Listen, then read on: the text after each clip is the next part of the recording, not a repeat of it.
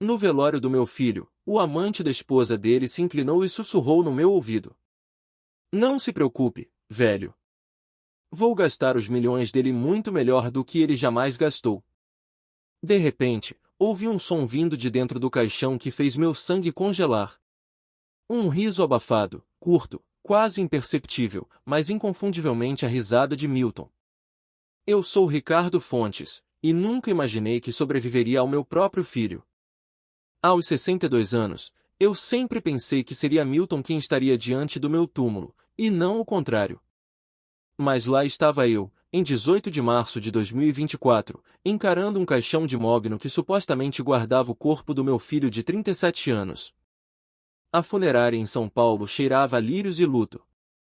O ar estava pesado com pêsames sussurrados e o farfalhar de roupas pretas.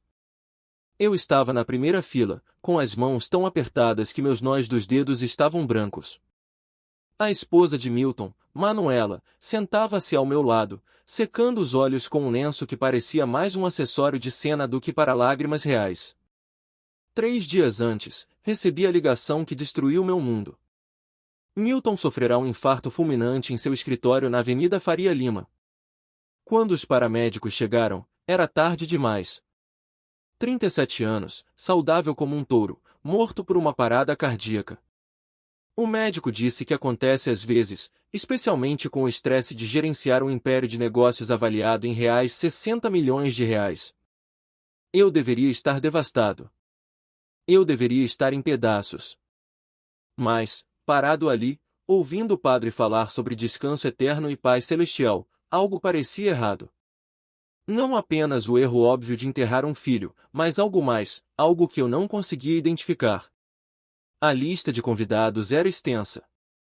Milton era muito querido na comunidade empresarial paulistana, respeitado por colegas e adorado por amigos.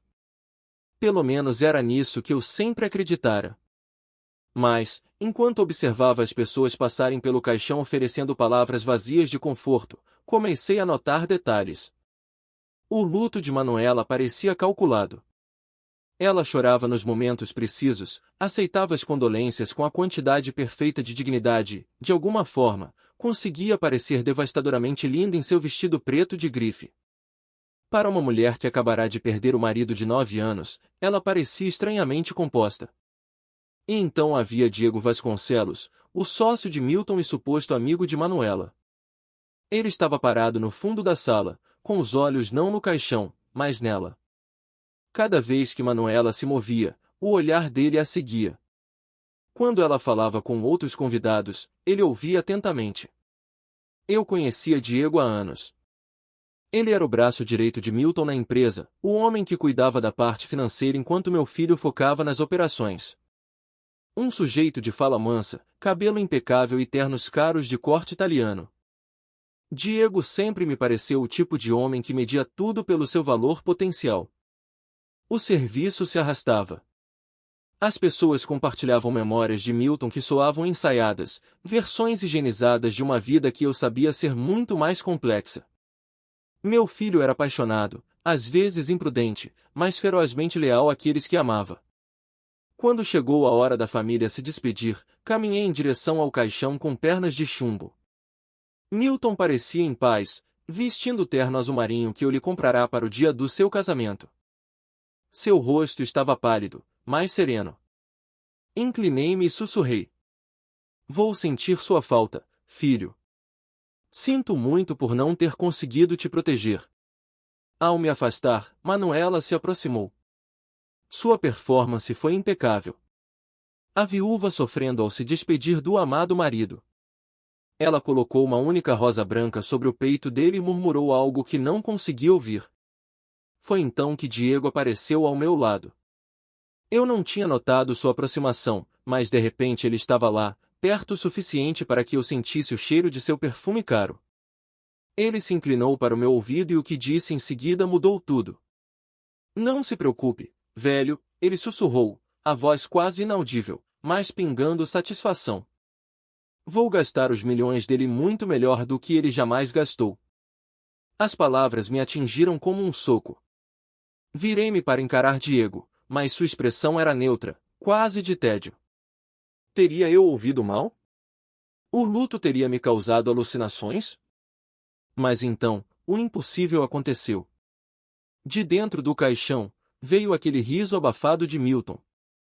Segurei a borda do caixão, meu coração martelando contra as costelas. Diego também ouvirá. Seu rosto empalideceu e ele deu um passo rápido para trás. Ao nosso redor, o velório continuava, ninguém mais parecia notar nada em comum. Você ouviu? Comecei a perguntar a Diego, mas ele já estava se afastando, caminhando rapidamente em direção à saída. Olhei para o rosto imóvel de Milton. Nada. Seu peito não subia nem descia. Suas pálpebras não tremiam. Ele parecia exatamente o que deveria ser. Um homem morto. Mas eu sabia o que tinha ouvido. Aquele riso cúmplice que significava que Milton achava algo divertido. Era o mesmo riso que ele dava quando criança, quando sabia de um segredo que os adultos ainda não tinham descoberto. O mesmo riso que significava que ele estava 3 passos à frente de todos na sala. O resto da cerimônia passou como um borrão. Fui automático, aceitando apertos de mão e acenando nos momentos apropriados, mas minha mente trabalhava a 1000 por hora. As palavras de Diego ecoavam na minha cabeça. Vou gastar os milhões dele melhor do que ele jamais gastou.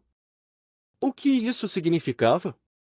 E como Milton poderia ter rido se estava morto? Quando a funerária começou a esvaziar, fiquei sozinho com o caixão por um momento. Manuela estava lá fora, aceitando flores. O diretor da funerária estava ocupado com os preparativos para o sepultamento. Aproximei-me do caixão novamente, minha voz sendo apenas um fio de fumaça. Milton, filho, se você puder me ouvir. Nada. Nenhuma resposta, apenas o silêncio profundo da morte. Mas, ao me recompor, notei algo que fez meu estômago revirar. A aliança de Milton tinha sumido. O aro simples de ouro que eu o ajudara a escolher há 9 anos, aquele que ele nunca tirava, não estava mais em seu dedo.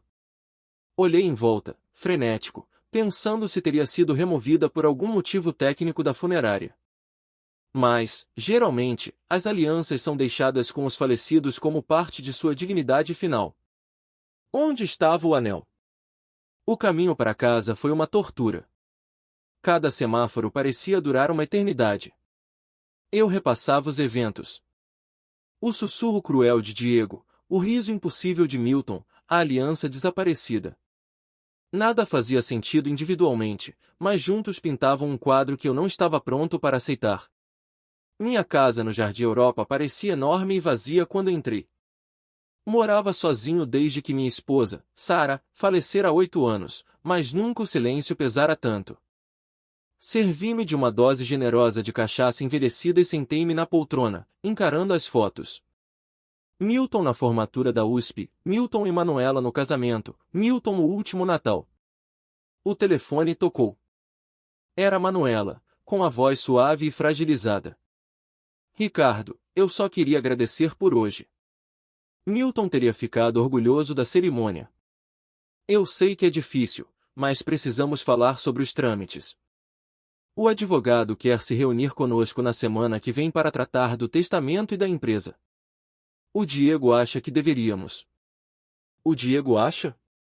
Interrompi, a bebida me deixando mais corajoso. Desde quando o Diego pensa pela nossa família? Houve uma pausa. Ele tem sido uma grande ajuda, Ricardo. Não sei o que faria sem ele neste momento. Imagino que não saiba, pensei, mas guardei para mim. Falamos depois, Manuela. Preciso de um tempo. Desliguei. O quadro terrível se formava. A ameaça de Diego, o luto conveniente de Manuela, a aliança sumida e aquele riso vindo de um homem morto. Algo estava muito, muito errado, e eu iria descobrir o que. Naquela noite, não dormi. Cada vez que fechava os olhos, ouvia o riso ecoando do caixão de mogno. Às 5 da manhã, desisti e fiz um café forte. Eu precisava de respostas e sabia por onde começar. O Hospital Santa Maria ficava na periferia da cidade, uma fortaleza de concreto contra o sofrimento humano. Adra. Patrícia Magalhães foi a médica plantonista que declarou o óbito de Milton. Quando me apresentei, sua expressão se suavizou com simpatia praticada. Senhor Fontes, sinto muito por sua perda. Seu filho chegou tarde demais para que pudéssemos fazer algo. Foi muito repentino. Preciso entender o que aconteceu, eu disse, sentando-me na cadeira de plástico desconfortável. Milton era saudável. Fazia academia, não fumava, mal bebia. Como um homem de 37 anos cai morto de um infarto? Adra. Patrícia abriu o arquivo de Milton no computador. Às vezes essas coisas acontecem sem aviso. O estresse pode ser um fator determinante. Seu filho estava sob muita pressão ultimamente? Pensei sobre isso. Milton andava estranho, mais reservado. Cortava ligações quando eu entrava na sala, dizia estar ocupado demais para nossos jantares de domingo. Quem o trouxe para cá? Perguntei. O sócio dele, Diego Vasconcelos. Ele disse que encontrou o Sr. Milton caído no escritório por volta das 18h30. E a senhora não achou estranho o Diego estar lá tão tarde? A médica pareceu desconfortável. Senhor Fontes, eu entendo que o senhor busca respostas, mas às vezes não há explicações satisfatórias para uma tragédia. Doutora, me ajude. Na sua opinião médica, houve algo em comum no caso do meu filho? Ela ficou em silêncio por um longo momento. Por fim, suspirou. A única coisa estranha foi a rapidez com que o rigor mortis se instalou. Geralmente leva várias horas, mas o corpo do seu filho mostrou sinais de rigidez muito antes do normal. E o que causaria isso? Esforço físico extremo antes da morte, certas medicações, fatores ambientais. Ela hesitou. Ou se a hora da morte estiver incorreta. Meu sangue gelou. Incorreta? Como? Se alguém tivesse morrido antes do relatado e o corpo fosse mantido em armazenamento frio, isso explicaria o rigor acelerado. Mas isso é altamente improvável nesta situação. Saí do hospital com mais perguntas. Se Milton tivesse morrido antes das 18h30, Diego mentira. Mas por quê? E como ele teria mantido o corpo frio? Minha próxima parada foi o prédio de escritórios de Milton, uma estrutura reluzente de 20 andares no coração do Itaim Bibi. A recepcionista, Jennifer, parecia surpresa em me ver. Senhor Fontes, não esperava. Sinto tanto pelo senhor Milton. Obrigado, Jennifer. Queria dar uma olhada no escritório dele. Pegar alguns pertences. Ela olhou nervosamente para a sala de canto. Sinto muito, mas o senhor Diego disse que o escritório está interditado até que os advogados resolvam tudo. Por razões legais, ele disse. Ela baixou a voz.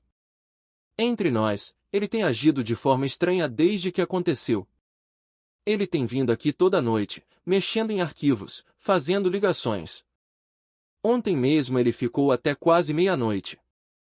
Isso ficava cada vez mais bizarro. Por que Diego estaria trabalhando até tarde no dia do velório de Milton? O que era tão urgente? Jennifer, o que aconteceu no dia em que Milton morreu? Que horas o Diego saiu naquela tarde?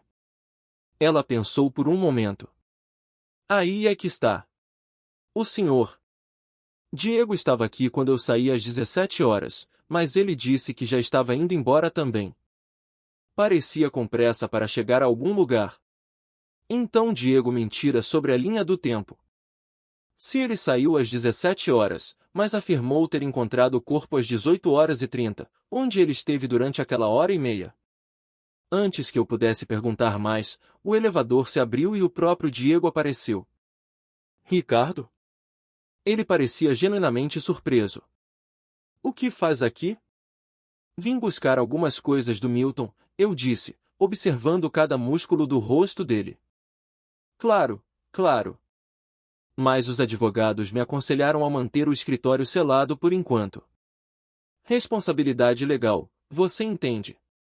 Assim que o inventário for concluído, Diego, a Jennifer mencionou que você tem trabalhado até tarde todas as noites.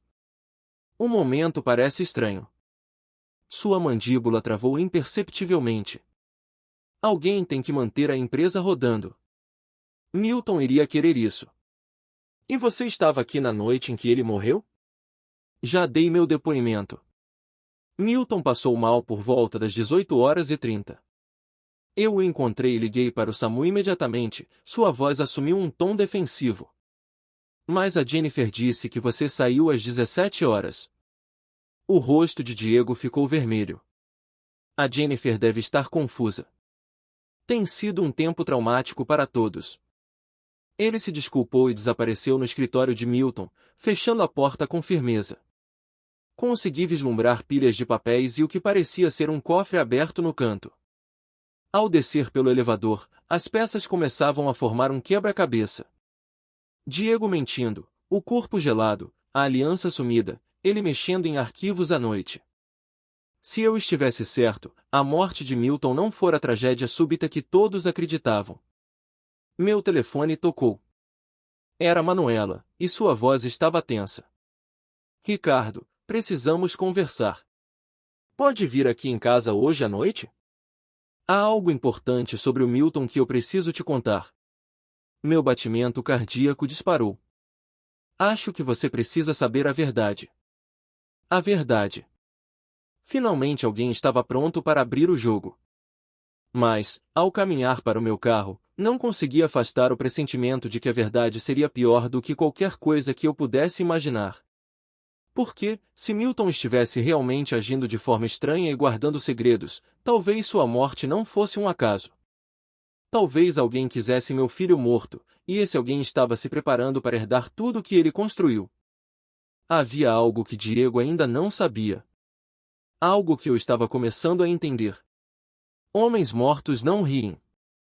E se Milton riu naquele caixão, talvez, apenas talvez, ele não estivesse tão morto quanto todos pensavam. A casa de Manuela ficava na Alameda das Acácias e parecia um monumento ao sucesso financeiro. Milton a comprará há 3 anos. Uma mansão de arquitetura moderna, com jardins impecáveis e janelas enormes que refletiam o pôr do sol paulistano. Sempre me senti desconfortável ali, cercado por móveis de design e obras de arte que pareciam escolhidas pelo preço, não pela alma. Naquela noite, o desconforto era 10 vezes maior. Manuela abriu a porta vestindo um hobby de seda preta, o cabelo preso de um jeito que conseguia ser casual e elegante ao mesmo tempo. Seus olhos estavam vermelhos, mas eu não conseguia dizer se era por luto real ou maquiagem bem aplicada. Ricardo, obrigada por vir. Eu sei que tem sido difícil para nós dois, ela disse, dando passagem. A sala estava na penumbra, com velas acesas sobre o aparador, logo abaixo de um grande retrato do dia do casamento deles. Milton parecia tão jovem naquela foto, tão cheio de esperança. O homem sorrindo ali não fazia ideia do que sua vida se tornaria. Você disse que tinha algo importante sobre o Milton, fui direto ao ponto, dispensando as gentilezas. Manuela serviu-se de uma taça de vinho com as mãos trêmulas. O Milton andava estranho nos últimos meses. Reservado. Ele sumia por horas sem explicação, fazia ligações que não me deixava ouvir. Ele começou a dormir no quarto de hóspedes, dizendo que a insônia dele me incomodaria. Ela tomou um gole de vinho, a voz falhando. Eu pensei que ele estivesse tendo um caso. As palavras me atingiram como um tapa. O Milton nunca faria isso. Foi o que eu pensei também. Mas aí encontrei recibos de um box de autoarmazenamento na Zona Leste, alugado em um nome falso. Eu o segui até lá um dia. Meu coração martelava. E o que você encontrou? Manuela caminhou até uma pequena escrivaninha e pegou um envelope pardo. Suas mãos tremiam quando ela o entregou. Dentro, havia dezenas de fotografias. Milton conversando com homens que eu não reconhecia, Milton entrando em um prédio simples no centro, Milton sentado no carro em frente ao escritório do nosso advogado de família. E a mais perturbadora. Milton se encontrando com o Dr. Harrison, um antigo amigo de faculdade que trabalhava no Hospital Santa Maria. Tem mais, Ricardo, a voz dela era agora um sussurro. Eu contratei um detetive particular para segui-lo. E o que eu descobri? Ela parou, levando a mão à boca. O Milton já sabia. Ele sabia sobre mim e o Diego. A admissão pairou no ar como uma nuvem tóxica. Eu a encarei, tentando processar. Você e o Diego? Lágrimas começaram a escorrer pelo rosto dela, e estas pareciam genuínas. Começou há 6 meses. Eu estava sozinha.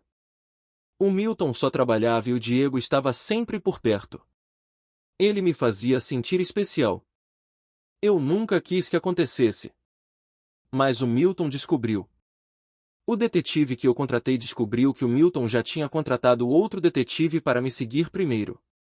Estávamos ambos espionando um ao outro. Minha mente estava a 1000 por hora.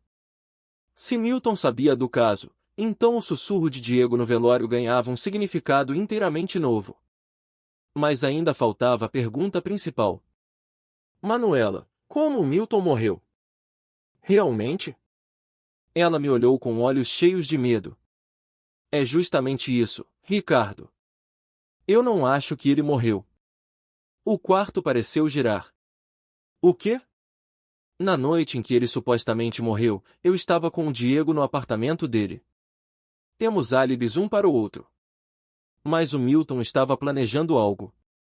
O box que ele alugou estava cheio de documentos, dinheiro vivo, identidades falsas. Parecia que ele estava se preparando para desaparecer. Segurei os braços da poltrona para me equilibrar. Você está dizendo que o Milton forjou a própria morte? O doutor Harrison foi colega de quarto dele. Eles são amigos há 20 anos. Se alguém pudesse ajudá-lo a encenar um óbito, seria alguém com acesso a certificados e ao necrotério. As peças se encaixavam com uma clareza aterrorizante. O comportamento estranho, o encontro com o médico, o corpo frio demais no velório, o rigor mortis acelerado e aquele riso impossível dentro do caixão. Mas por que ele faria isso? Perguntei, embora já começasse a entender. Manuela caminhou até a janela. Pense bem. Se o Milton morresse, quem herdaria tudo? Eu, a viúva dedicada. E com quem eu estaria gastando esse dinheiro? Com o Diego, o sócio que conhece cada centavo da empresa. Ele queria pegar vocês, eu disse, a magnitude do plano se revelando. Ele queria ver o que você e o Diego fariam se achassem que ele estava morto. E nós caímos direto na armadilha, a voz de Manuela era oca. Já estávamos planejando como liquidar ativos, transferir fundos, reestruturar a empresa. O Diego até falou em vender tudo e fugir para as Ilhas Cayman. Senti náuseas. Meu filho orquestrar o próprio funeral para expor as pessoas que deveriam amá-lo. A traição deve ter sido devastadora, mas Milton escolher uma forma de vingança brilhante e terrível ao mesmo tempo. Onde ele está? Perguntei. Eu não sei. Mas, Ricardo, tem algo pior.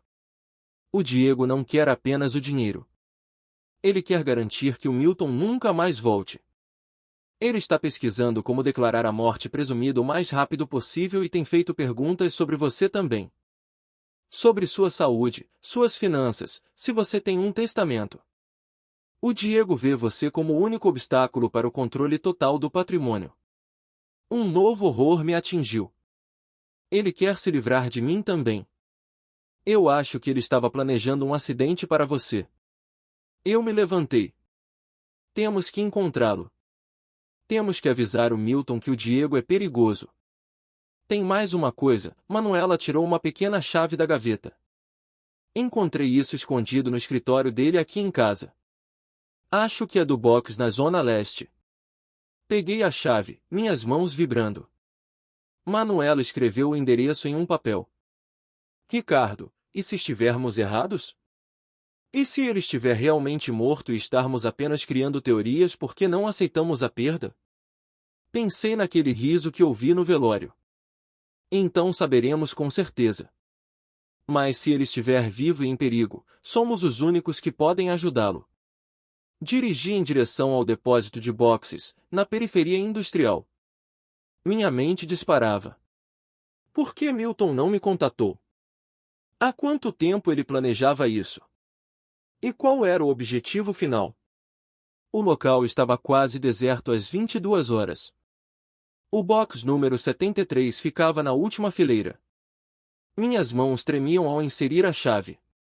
A porta de metal subiu com um rangido seco de ferrugem. O que vi lá dentro confirmou meus maiores medos e esperanças. O box estava montado como um centro de comando. Murais com fotos e documentos cobriam as paredes. Uma pequena mesa com pilhas de papéis legais, registros financeiros e equipamentos de vigilância. Mas o mais revelador era um pequeno frigobar zumbindo no canto. Abri e encontrei ampolas de uma medicação com instruções detalhadas na caligrafia de Milton.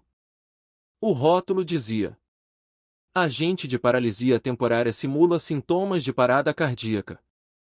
Meu filho tinha se drogado para fingir o próprio infarto. Eu ainda encarava as ampolas quando ouvi passos atrás de mim. Girei, esperando ver Milton saindo das sombras. Em vez disso, era Diego. Seu terno caro estava amarrotado, o cabelo impecável agora desgrenhado, e em sua mão havia uma pistola apontada diretamente para o meu peito. Olá, Ricardo, ele disse, a voz fria como gelo. Imaginei que você acabaria encontrando este lugar. O Milton sempre disse que você era esperto demais para o seu próprio bem. Minha boca secou. Diego, o que você está fazendo? Ele sorriu, mas o brilho nos olhos era predatório.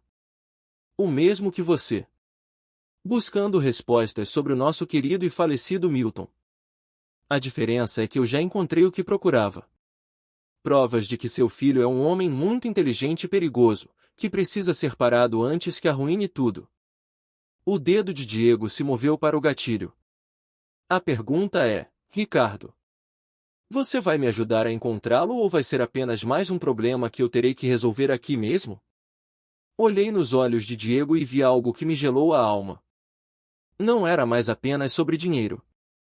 Era sobre um homem acuado, disposto a matar para proteger seus segredos. E em algum lugar lá fora, meu filho estava vivo, mas correndo um perigo mortal, sem saber que seu plano fora descoberto pelo homem que mais queria sua destruição. Você não quer fazer isso, eu disse, surpreso com a firmeza da minha própria voz. Diego riu, mas não era o riso de Milton. Era um som seco e amargo. Você está certo. Eu não queria. Mas seu filho me forçou. Ele encenou uma performance brilhante. Drogas de paralisia, um amigo médico, até um diretor de funerária cúmplice. Impressionante. Mas ele cometeu um erro. Tirou reais 60 milhões das contas 3 semanas antes de morrer. O valor me atingiu fisicamente. Todo o patrimônio de Milton tinha sumido. Para onde ele moveu o dinheiro? É o que vamos descobrir. Você vai ligar para ele. Eu não sei como contatá-lo. Ah, você sabe, Diego tinha uma paciência cruel. O Milton é sentimental demais para deixar o papai fora do plano. Deve haver um sinal, um código. Pensei no relógio carrilhão no meu corredor que andava tocando em horários malucos. Eu achei que precisava de conserto, mas e se Milton tivesse mexido nele? E se as badaladas fossem um código? Diego deve ter visto algo na minha expressão, pois apertou o cabo da arma. Aí está. Você entendeu, não foi? Antes que eu pudesse responder, o celular de Diego vibrou. Ele olhou para a tela e empalideceu. Ora, ora. Falando no diabo. Ele virou a tela para mim. Uma mensagem de um número desconhecido. Box comprometido.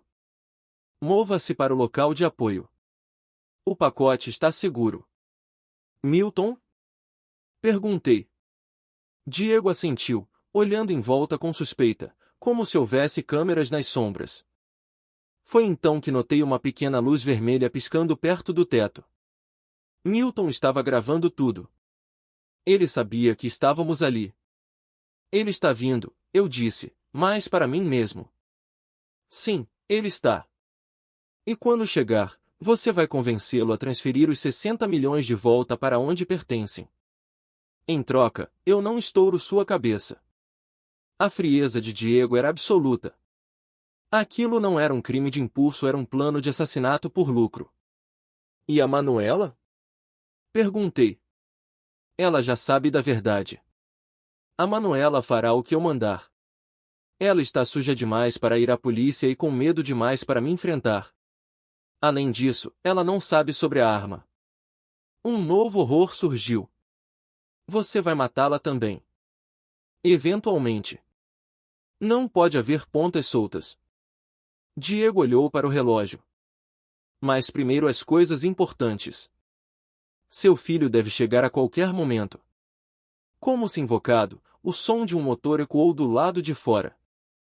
Diego me empurrou para o fundo do box, mantendo a arma no meu peito. Meu coração batia tão forte que eu ouvia nos ouvidos. Passos lentos e deliberados se aproximaram. Então, uma voz que eu achei que nunca mais ouviria chamou na escuridão. Pai? Você está aí? Milton. Vivo. Real. E caminhando direto para uma emboscada. Mande ele entrar, sussurrou Diego. Não tente avisar ou você morre antes dele dar o próximo passo. Abri a boca, mas as palavras não vinham. Como eu poderia trair meu filho para a morte? Como eu poderia ser a isca para a destruição dele? Pai? A voz de Milton estava mais perto, bem na porta. Estou aqui. Consegui gritar, com a voz embargada. Estou aqui, filho. Milton apareceu na entrada. Por um segundo, esqueci a arma, esqueci o Diego, esqueci tudo, exceto o alívio avassalador de ver meu filho vivo. Milton parou na entrada do box. Ele não usava mais o terno azul marinho do caixão, mas sim jeans escuros e uma jaqueta tática. Seu rosto estava mais magro, os olhos mais profundos, mas o brilho de inteligência, aquele que Diego sempre invejara, estava mais vivo do que nunca. Parado aí, Milton! Gritou Diego, saindo de trás de mim e apontando a arma para o peito do meu filho. Um movimento em falso e seu pai morre primeiro. Depois é a sua vez de morrer de verdade.